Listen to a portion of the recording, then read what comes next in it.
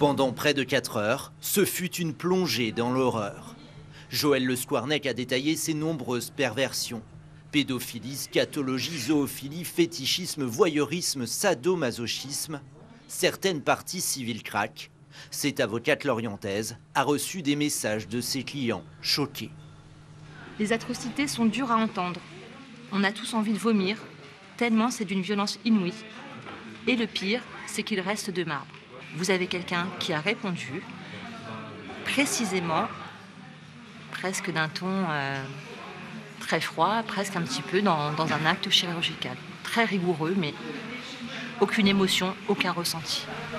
Pour la première fois, Joël Le Squarnec a reconnu devant la cour avoir drogué une petite fille pour abuser d'elle.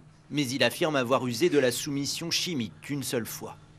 Depuis le départ, on a l'impression que ça ne s'arrête jamais, que c'est de plus en plus profond et abyssal tout ce qu'on apprend.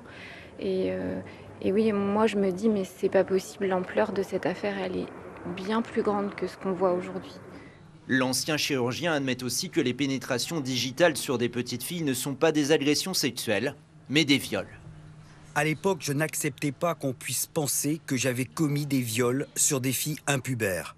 Je ne pouvais pas admettre que j'avais commis des choses violentes. C'est un grand pas en avant que j'apprécie, d'autant que je fais partie des personnes qui ont été violées et qui niaient avoir commis des actes de viol.